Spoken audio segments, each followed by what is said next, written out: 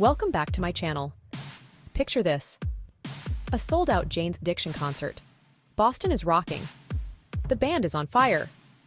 Then, bam! It all goes sideways. Perry Farrell, the band's charismatic frontman, suddenly lunges at guitarist Dave Navarro. Fists are flying. Security scrambles. Fans are stunned. What started as a night of music morphed into rock and roll mayhem. The band abruptly stops playing. Confusion sweeps through the crowd. Whispers turn to shouts. Did that just happen? Yep, it sure did. Perry Farrell, the guy who wrote Been Caught Stealing, just stole the show with a right hook. Only problem is, nobody saw it coming. Before we dive in, please remember to hit the like button and subscribe to the channel. Now, on to our story. The internet, being the internet, exploded. Rumors ran wild. Speculations and theories flooded social media platforms, with everyone trying to piece together what had happened. What sparked the onstage brawl? Was it a personal feud, a technical glitch, or something more sinister? Enter Etty Lau Farrell, Perry's wife, social media maven, and voice of reason. Known for her candidness and clarity, Etty decided it was time to address the swirling rumors. Etty took to Instagram to set the record straight, sort of. She posted a detailed message, explaining the situation from her perspective. It turns out that things in the Jane's Addiction camp were about as harmonious as a mosh pit. The band members had been experiencing internal conflicts for weeks. According to Etty, tensions were high. Disagreements over creative direction and personal issues had been simmering beneath the surface. Perry, battling tinnitus and a sore throat, was struggling to hear himself sing. His frustration grew with each passing minute. He complained about the sound, but his pleas were ignored. The sound engineer, overwhelmed by the chaotic environment, couldn't address Perry's concerns in time. The music was too loud, the vibes were off, and Perry was at his wits' end. The combination of technical issues and personal stress created a perfect storm. But that's not all, folks. There's another twist to this tale. Etty hinted at a deeper issue, something that had been brewing for a long time. She promised to reveal more in the coming days, leaving fans on the edge of their seats. Remember Eric Avery, Jane's Addiction's bassist?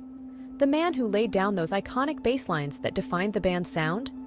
Turns out he might be the real villain in this rock and roll drama. The tension within the band has been simmering for years, but recent events have brought it to a boiling point. Etty didn't hold back, accusing Avery of escalating the situation.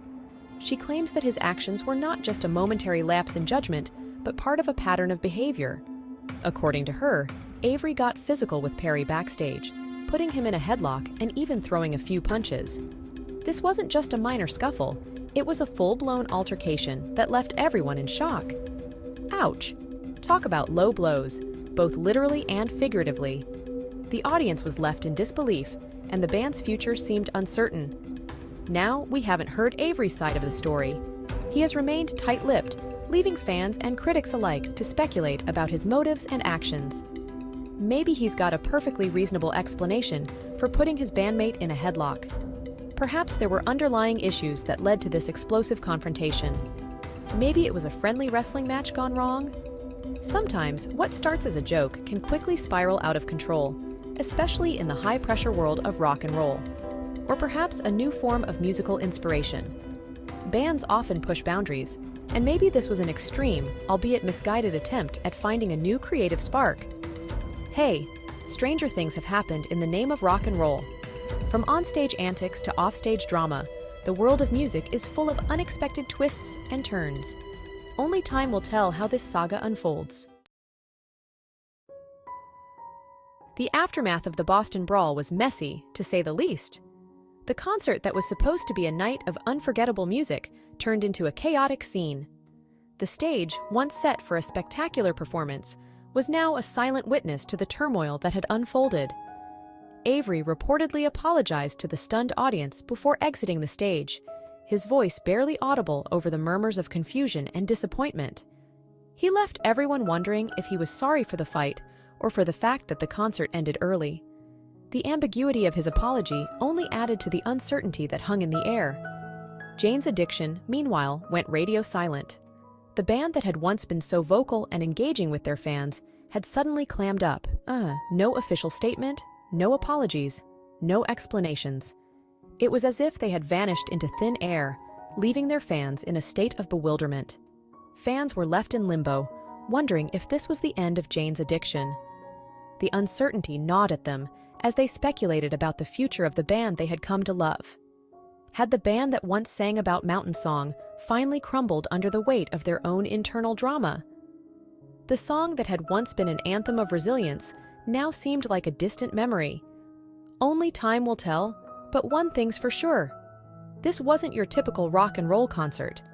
The events of that night had left an indelible mark on everyone present, a reminder of the unpredictable nature of live performances and the fragile dynamics within a band. Jane's Addiction, for all their dysfunction, left a lasting mark on music. They were pioneers of the alternative rock movement, influencing countless bands that followed. Their music was raw, powerful, and unapologetically unique. But will this legacy be overshadowed by the Boston Brawl? It's a question that lingers in the air, like the smell of stale beer after a concert. Can we separate the art from the artists? Can we still appreciate the music without condoning the bad behavior? These are questions for the ages, folks. The world of rock is no stranger to drama. From backstage brawls to onstage meltdowns, bad behavior seems to be baked into the DNA of rock and roll. But has Jane's Addiction gone too far this time?